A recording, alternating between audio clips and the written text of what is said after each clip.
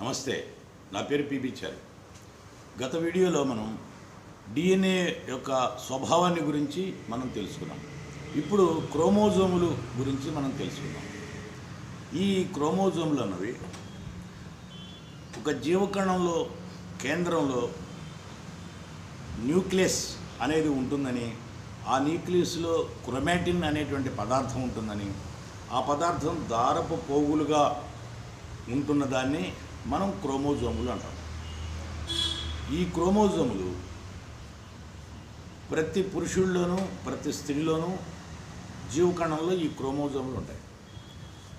ప్రతి స్త్రీలోనూ 23 జతలుగాను, ప్రతి పురుషుల్లోనూ 23 జతలుగాను ఈ క్రోమోజోములు ఉంటాయి. వీళ్ళిద్దరిలో, స్త్రీ పురుషులు ఇద్దరిలో క్రోమోజోములు 22వ జంట వరకు ఒకే రకంగా ఉంటాయి. 23వ జత మాత్రమే లింగ నిర్ధారణ చేసేటది. అయితే స్త్రీలో అన్ని జతల్లోనూ XX క్రోమోజోములు మాత్రమే ఉంటాయి. పురుషుడి యొక్క జీవకణంలో జన్యువుల్లో 22వ జంట వరకు కామన్గా ఉన్నప్పటికీ 23వ జంటలో XY 2 క్రోమోజోములు ఉంటాయి. స్త్రీలో XXే ఉంటే పురుషుల్లో XY అన్నది 23వ జంటలో మాత్రమే ఉంటాయి.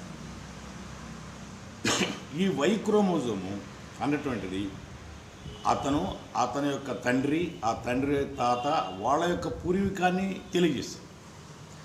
అయితే అండం ఫలదీకరణ జరిగేటప్పుడు మగబిడ్డ ఆడబిడ్డ పుట్టబోయేది అన్న విషయాన్ని నిర్ధారించేది మగవాడి వలన మాత్రమే. ఎందువలనంటే అండం ఫలదీకరణ జరిగేటప్పుడు వీర్యకణం ఒకటి పోయి అండాన్ని చేరాలి. పురుషుడిలో ఉన్నటువంటి X క్రోమోజోము పోయి స్త్రీలో ఉన్న XX క్రోమోజోముతో కలిస్తే ఆడపిల్లే పుడుతుంది. మగవాడి యొక్క వీర్యకణంలో ఉన్నటువంటి Y క్రోమోజోమ్ వెళ్ళి స్త్రీ యొక్క అండంలో, స్త్రీలో ఎప్పుడు XX క్రోమోజోములు మాత్రమే ఉంటాయి అనుకున్నాం కదా. ఈ XX క్రోమోజోము తోటి ఈ Y క్రోమోజోము, మగవాళ్ళ నుంచి వెళ్ళినటువంటి Y క్రోమోజోము కలిస్తే ఖచ్చితంగా మగపిల్లవాడే పుడతాడు.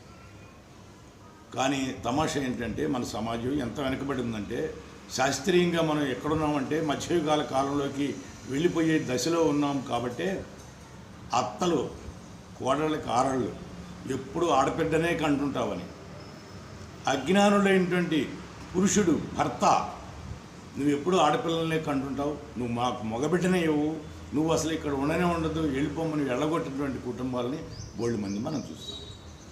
అంటే శాస్త్రీయంగా వెనకబడిన కారణంగా ఇలాంటివన్నీ జరుగుతున్నాయి. అజ్ఞానం కారణంగా ఇలా జరుగుతున్నాయి. మతం అనేటువంటిది విజ్ఞాన శాస్త్రాలు నిరోధించిన కారణంగా, మతం అనే తన అజ్ఞానంతో విజ్ఞాన శాస్త్రాన్ని అణిచిపెట్టాలని ఎంత చూసినా విజ్ఞాన శాస్త్రం కొత్త పొంతలు తొక్కుతూనే ఉంటుంది. అది తెలుసుకున్నప్పుడే మనం అమ్మాయి పుట్టినా అబ్బాయి పుట్టినా దాని యొక్క ప్రధానమైనటువంటి కారణం పురుషుడే కానీ స్త్రీ కాదు అన్నటువంటి విషయం మనకి విజ్ఞాన శాస్త్రం తేటతెల్లంగా చెప్తాం. శిశువులో కూడా కొన్ని తండ్రి జాడలు, కొన్ని తల్లి జాడలు రెండూ ఉంటాయి. ఏ తండ్రి జాడలో మొత్తం కానీ ఏ తల్లి జాడలో మొత్తం కానీ ఉండవు. ఇవన్నీ కలపోతగా ఉంటాయి. అయితే చాలా కాలం వరకు సపోజ్ ఒక గ్లాసుడి పాలల్లో అందులో అర గ్లాసు నీళ్ళు, అర గ్లాసు పాలు కలిపాము. అవి దాంట్లో అర గ్లాసు పాలు ఉన్నాయి, అర గ్లాసు నీళ్ళు ఉన్నాయి, కలిపాము. ఇలాగా ద్రవ పదార్థంలాగా కలిసిపోయి ఉంటుంది అని చాలా కాలం పాటు భావించారు. కానీ జన్యువులు ద్రవ పదార్థంలాగా పనిచేయవు, అది కణాల ద్వారా పనిచేస్తుంది అన్నది ఆశ్చర్యకరమైనటువంటి నిజం.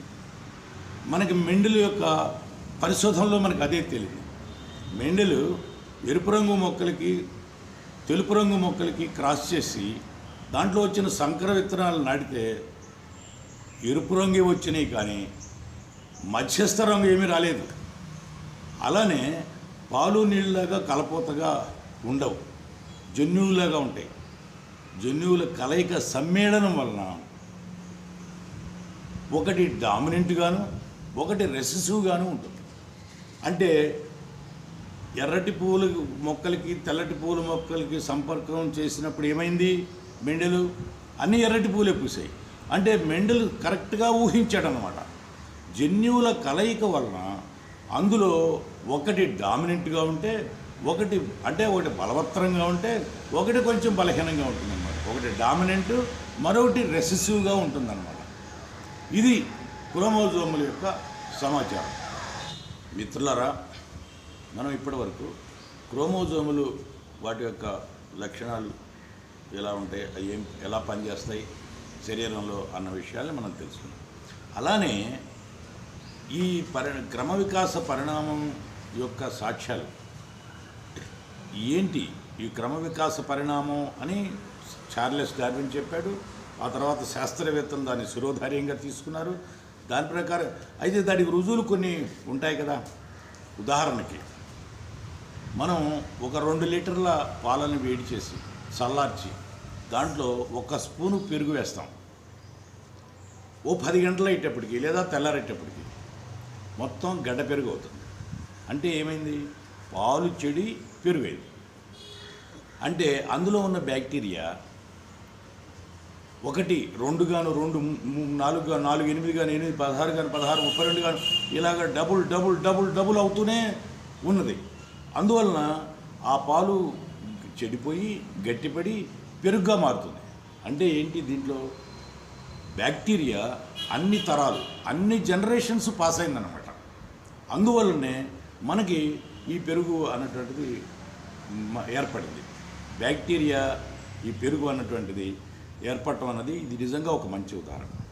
అలానే ఆక్స్ఫర్డ్ యూనివర్సిటీ శాస్త్రవేత్తలు ఒక ప్రయోగాన్ని చేశారు.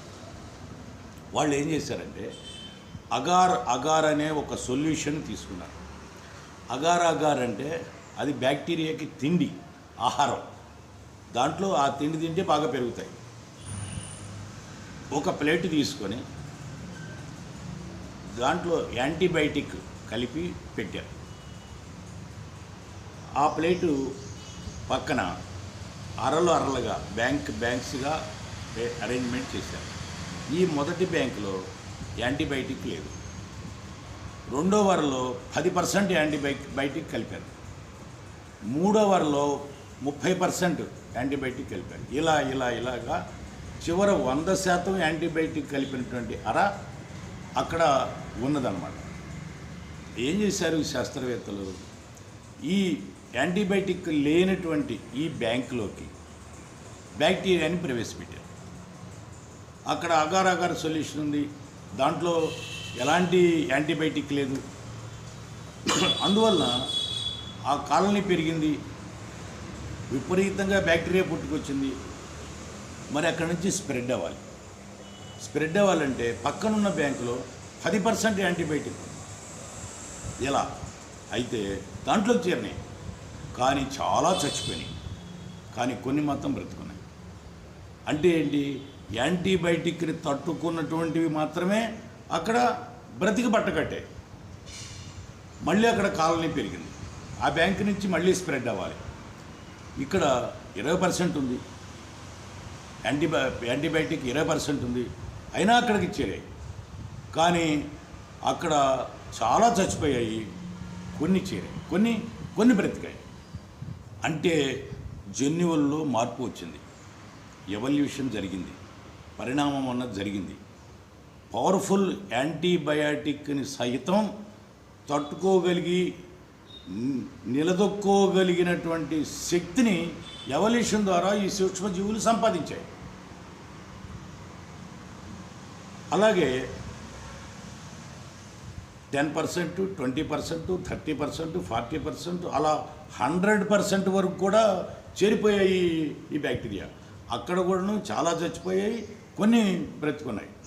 అంటే ఏంటి, పరిసరాల యొక్క ప్రభావాన్ని ఆ ఉన్నటువంటి దాన్ని ఎదుర్కొండే శక్తి సామర్థ్యాలు కలిగినవి మాత్రమే బ్రతికి బట్టగట్టాయి. అంటే డార్విన్ చెప్పినట్టు struggle for the existence, survival of the fittest.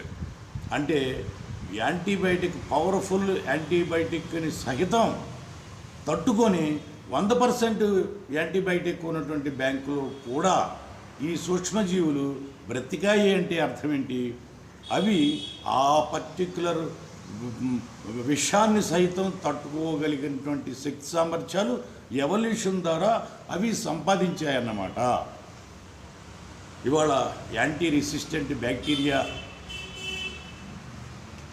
పెరిగింది అని అంటే, జబ్బులు వచ్చినా తగ్గిపోవట్లేదంటే మనం ఫార్మసీకి వెళ్ళటం, వాళ్ళు విచ్చలవిడిగా యాంటీబయాటిక్స్ మనకి ఇవ్వటం, అవి మనం ఎట్లా పెడితే అట్లా వేసుకోవటం, దాంతో anti resistant bacteria, antibiotic resistant బ్యాక్టీరియాని మనమే పెంచుతూ ఎవల్యూషన్ ద్వారా మనం దాన్ని పెంచుతున్నట్లు లెక్క. అంటే ఆ బ్యాక్టీరియాకి మనం టీకా వేసి పెంచుతున్నాం అనమాట. అందుకనే వచ్చిన రోగాలు తొందరగా తగ్గకపోవడానికి కారణం అదన్నమాట. ఈ పరిణామక్రమం అన్నటువంటిది అనునిత్యం జరిగే ప్రక్రియ. పరిణామక్రమం కనుక విఫలమైతే జీవులు పుట్టే అవకాశమే లేదు. ఈ పరిణామక్రమం మళ్ళీ మళ్ళీ పునరావృతం అవుతుంటే మళ్ళీ కొత్త జీవులు ఆవిర్భవిస్తూనే ఉంటాయి. Evolution happens every day, all the time. If evolution fails, organism dies. If it is succeeded, new species will be created. If it is reproduced, and another species will be reproduced. ఈ క్రమ వికాస పరిణామం అన్నటువంటిది మన జీవిత చక్రంలో కూడాను మనం గమనించవచ్చు. అనేక ఘట్టాలు మన జీవిత చక్రంలో స్త్రీ కడుపుతో ఉన్నటువంటి స్త్రీ లోపల పిండంలో వచ్చే మార్పుల్లో దాదాపు 100 ఘట్టాలను శాస్త్రవేత్తలు కనుక్కున్నారు. స్త్రీ బీజకణం, పురుషుడి యొక్క బీజకణం, ఈ రెండింటిని గ్యామెట్స్ అంటారు. ఈ రెండు కలిసినప్పుడు వాటిని సంయుక్త బీజకణం అంటాం. దాన్నే జైగోట్ అంటాం. ఇది కూడాను ఏకగణంతో మొదలవుతుంది. అసలు ఈ ప్రకృతిలో సకల ప్రాణులు, వృక్షజాతి, జంతుజాతి అన్నీ తన జీవితాన్ని ఏకకణంతో ప్రారంభిస్తాయి. ఈ జైగోట్ కోడ్ను మొదట ఏకకణంగానే ప్రారంభిస్తుంది. ఈ ఏకకణం 1, 2, 2, 4, 4, 8, 16, 32, 64 ఇలాగా పెరిగే కొద్దీ కూడా అవయవాల రూపంలోకి మారటం, వాటి యొక్క వైవిధ్యము, సైజులు మారటం అన్నది చూస్తుంటాం. మొట్టమొదట పిండానికి చేపకి ఉన్నట్టే 2 గదులు గుండె ఉంటుంది. ఒకటి కర్ణిక, ఒకటి జఠరిక, 2 గదులే ఉంటాయి. తరువాత దీనికన్నా ఉన్నత జీవి అయిన కప్పకి 3 గదుల గుండె ఉంటుంది. అంటే జఠరిక 2గా చీలి 3 గదుల గుండె అవుతుంది. పిండానికి కూడాను చేపలాంటి 2 గదుల గుండె నుంచి కప్పకున్నట్లుగా 3 గదుల గుండె ఏర్పడుతుంది. ఆ తర్వాత స్తన్య జంతువుల్లోనూ పక్షుల్లోనూ 4 గదుల గుండె ఏర్పడినట్టే ఈ పిండానికి కూడా కొంతకాలం తర్వాత, కొన్ని వారాల తర్వాత 4 గదుల గుండె ఏర్పడుతుంది. మనుషుల్లో కూడా ఉండేది గుండెలో 4 గదులే ఉంటాయి. మానవ పిండానికి 4-5 వారాల లోపల చేపకున్నట్టే 5 రంధ్రాలు, మొప్పలు లాంటివి ఏర్పడతాయి. అవి కొన్ని వారాలకి అవయవాల కింద మారిపోతూ ఉంటాయి. అయితే అందుకనే నెలలు నిండకుండా శిశువు పుడితే అది ఏ జంతువు ఆకారంగానో పంది ఆకారంగానో ఉంటుంది. దాన్ని చూసి గ్రామీణ ప్రజలు ఇదేదో దేవుడనో దేవతనో లేకపోతే దెయ్యమనో భ్రమపడుతుంటారు, లేకపోతే పూజలు చేస్తూ ఉంటారు. ఇది మనం సర్వసాధారణంగా చూస్తూనే ఉంటాం. అంటే ఏంటి? నెలలు నిండని బిడ్డ జంతువు ఆకారం. అంటే చేప నుంచి మొదలుకొని, కప్ప నుంచి మొదలుకొని రకరకాల జంతు అవతారాలని, ఆకారాలని తీసుకుంటూ మానవుడిగా మారుతుందని దాని అర్థం. తొలి దశలో పిండం నుంచి ఒక తోక లాంటిది పుడుచుకొని వస్తుంది. ఆ తర్వాత కొన్ని నెలల తర్వాత ఆ తోక మెల్లిగా ముడుచుకొని వెన్నెముక కింద త్రికోణాకృతిలో కాక్సిక్స్ అనేటువంటి వెన్నెముకలాగా అది మారిపోతుంది. మరొక దశలో పిండం మొత్తం బొచ్చుతోటి కప్పివేయబడుతుంది. అది కొంతకాలం తర్వాత అది మొత్తం బొచ్చు ఎగిరిపోతుంది. ఇలాగా అనేక రకాలైనటువంటి మార్పులు 100కి పైగా శాస్త్రవేత్తలు కనుక్కున్నారు. అలానే మనం గిట్టలున్న పశువులు ఉన్నాయి. గిట్టలున్న పశువులు గడ్డిని తింటాయి, ఇంతంత గడ్డిని తింటాయి. ఆ తిని మళ్ళీ దాన్ని లోపల నుంచి బయటికి తెచ్చుకొని నెమరు వేసి వేస్తూనే ఉంటాయి. అంటే ఏంటి, గడ్డిలో సెల్యులోజ్ ఉంటుంది. ఆ సెల్యులోజ్ అరగటం కొంచెం కష్టం. అందువల్ల అవి నవ్వుతూనే నెమరు వేసుకుంటూనే ఉంటాయి. ఇది అరగటం గురించి ఈ జంతువుల్లో చిన్న ప్రేవుకి పెద్ద ప్రేవుకి మధ్య అదనపు జీర్ణాశయం ఒకటి ఏర్పడుతుంది. ఆ అదనపు జీర్ణాశయాల వలనే ఇలాగ నెమరు వేసుకున్నటువంటిది అరగటానికి ఉపయోగపడేటువంటి ప్రదేశం అన్నమాట. ఈ అదనంగా ఉన్న జీర్ణకోశాన్నే అపెండిస్ అంటారు. మానవులుగా రూపొందని ముందు కాలంలో ఉన్నటువంటి జంతువులు ఆకులు అలములు, ఇన్ని ఆకులు అలములు శాకాహారం తింటూనే ఉంటాయి. ఇంత తింటే కానీ ఇంత ప్రోటీన్ రాదు. కానీ డైరెక్ట్గా ప్రోటీనే తింటే, అంటే డైరెక్ట్గా మాంసాహారాన్ని తింటే అంత జీర్ణాశయం అవసరం లేదుగా. అన్ని ఆకులు తిన్నప్పుడు అంత జీర్ణాశయం అవసరమైతే డైరెక్ట్గా ప్రోటీన్ తిన్నప్పుడు అంత జీర్ణాశయం అవసరం లేదుగా. అందువలన మాంసాహారానికి అలవాటు పడినటువంటి మానవుల పూర్వీకులు మెల్లిమెల్లిగా ఈ ప్రోటీన్ ఫుడ్ వలన జీర్ణాశయం క్రమంగా తగ్గిపోయి దాని నుంచి ప్రోటీన్స్ నుంచి వచ్చేటువంటి శక్తి వలన ఆ శక్తి మెదడుకు చేరింది. అంటే కొన్ని లక్షల సంవత్సరాల పరిణామ క్రమంలో జీర్ణాశయం పొట్ట తగ్గిపోయింది, తలకాయ పెరగటం మొదలెట్టింది, మెదడు యొక్క సంక్లిష్టత పెరుగుతూ వచ్చింది. అయితే మానవుడిగా మారిన క్రమంలో ఇదే అపెండిస్ మానవుడికి పెద్ద పేవు చిన్న పేవు మధ్యలో 2.5 అంగుళాల మందంగా కలిగినటువంటి ఈ అపెండిస్ ఇప్పటికీ అవశేషంగానే మానవ శరీరంలో ఉంది. దానివల్ల మనకి ఇప్పుడు ఉపయోగం లేదు. కానీ దానివల్ల ఒక్కొక్కప్పుడు నష్టం కలుగుతుంది. ఆహారంలో రాళ్ళు ఇతర పదార్థాలు ఏవైనా దాంట్లోకి వెళ్తే అది కుళ్ళి నొప్పిని కలగజేస్తుంది. అది 24 గంటల్లో అపెండిస్ ఆపరేషన్ చేయకపోతే ప్రాణాపాయం కూడా జరుగుతుంది. అలానే మనకి ఒకప్పుడు ఉపయోగపడి ఇప్పుడు ఏమాత్రం ఉపయోగపడకుండా అవశేషాలుగా ఉన్నవి కూడా మన శరీరంలో చాలా ఉన్నాయి. ఉదాహరణకి కొంతమందికి కూరపళ్ళు వస్తాయి, పైన 2 కింద 2 అన్ని పళ్ళతో పాటు కొన్ని కూరపళ్ళు వస్తాయి. వాటిని కెనైన్ టీత్ అంటారు. ఇవి కూరగా ఉండేటువంటి పళ్ళు మనకన్నా ముందు జీవుల్లో, అంటే మనిషిగా రూపాంతరం చెందుతున్న క్రమంలో ఉన్నటువంటి ప్రాణి మాంసాన్ని పీక్కు తినడానికి అవి ఉపయోగపడి ఉంటాయి. అలానే మనకి యుక్త వయసు వచ్చినప్పుడు దవడ లోపల దంతాలు వస్తాయి కొత్తగా. వాటినే మనం జ్ఞానదంతాలు అంటాం. ఆ జ్ఞానదంతాలు ఒకటి అడ్డంగా ఒకటి ఇటుగా పొడుచుకొని వచ్చినప్పుడు వాటిని మనం ఆపరేషన్ చేసి తీసేస్తాం కూడా. ఆ జ్ఞానదంతాల వల్ల మనకి ఏమి ఉపయోగం లేదు. కానీ మనకన్నా పూర్వపు వాటిలో ఈ గడ్డి లేకపోతే ఇంకో ఆహారాన్ని నమలటానికే అవి బాగా ఉపయోగపడినాయి అన్నమాట. అలానే కంటిలో నిక్టిటేటింగ్ పొర అని ఒకటి ఉంటుంది. మన ముక్కు ఉంది, ముక్కుకి ఇటుపక్క భాగంలో, అలానే ముక్కుకి ఇటుపక్క భాగంలో ఒక తెల్లటి సన్నటి పొర మనకు కనిపిస్తుంది. దాన్ని నిక్టిటేటింగ్ పొర అని అంటాం.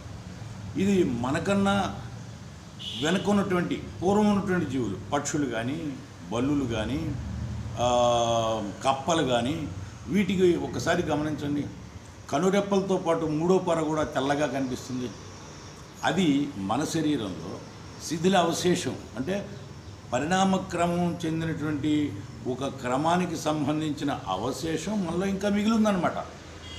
దాన్నే మనం నిక్టిటేటింగ్ పొర అని చెప్పాం. అలానే మన మణికట్టు ఉంది. మణికట్టు దగ్గర ఇక్కడ ఒక మజిల్ ఉంటుంది, దాన్ని టెండోన్ అంటాం. ఆ మజిల్ లేకుండా ఉంటే మరి ఎవల్యూషన్లో భాగమైనట్టు. మజిల్ ఇంకా ఉన్నది అంటే అవశేషం, పూర్వకాలపు అవశేషం మిగిలిందని అర్థం. ఒకప్పుడు వానరాలు ముఖ్యంగా ఇవి ప్రైమేట్స్ లాంటివి చెట్టు కొమ్మలు పట్టుకొని ఒక కొమ్మ నుంచి ఒక కొమ్మకి సునాయాసంగా దూకుతూ ఉంటాయి. అంటే ఆ కొమ్మలు పట్టుకోవటానికి ఈ టెండోన్, ఆ మజిల్, పిక్ మజిల్, ఆ టెండోన్ అన్నది వాటికి బాగా ఉపయోగపడింది అన్నమాట. ఇప్పుడు మనం చెట్ల కొమ్మల మీద ఊగులాటలేదు, అవసరం లేదు. అందువల్ల మనకది శిథిల అవశేషంగా ఉంటుంది. ఆ అవశేషం ఎందుకు మనకేం పనికిరాదు. కాకపోతే శరీరంలో ఎప్పుడైనా దెబ్బ తగిలినప్పుడు బాడీ రీకన్స్ట్రక్షన్ చేయాల్సి వస్తే డాక్టర్స్ ఈ టెండోని తీసే వాడుతూ ఉంటారు. ఈ విధంగా జీవ పరిణామ క్రమానికి సంబంధించినటువంటి ఈ జీవ పరిణామపు మెట్లన్నీ ఎక్కుతూ ఆ జ్ఞాపకాలన్నింటినీ నెమరువేసుకుంటూ ఒక్కొక్క దశ నుంచి ఒక్కొక్క దశగా ప్రయాణం చేస్తూ ఉన్నట్లుగానే మనకి ఈ ఆధారాలు, ఈ సాక్ష్యాలు మనకి ఎవల్యూషన్ ఎలా జరిగింది అన్నది గుర్తు చేస్తుందా లేదా? అందువల్ల ఏంటంటే మనిషి అన్నటువంటి వాడు పరిణామం చెంది వచ్చినటువంటి వాడు, అంతేకాని మరేదో సంకల్ప బలం వలన వచ్చింది కాదు. ఇలాంటి సాక్ష్యాలు, అనేక సాక్ష్యాలు ఇంకా ఉన్నాయి. అయితే ఈ వీడియోలో మనం ఇంతవరకు చెప్పుకున్నటువంటి విషయాలు, క్రమ వికాస పరిణామపు సాక్ష్యాలు ఏంటి, రుజువులు ఏమిటి ఉన్నాయి అన్నటువంటిది శాస్త్రజ్ఞులు గుర్తించిన వాటిలో కొన్నింటిని మనం ఈ రోజున తెలుసుకోగలిగాము. ధన్యవాదము. నమస్తే.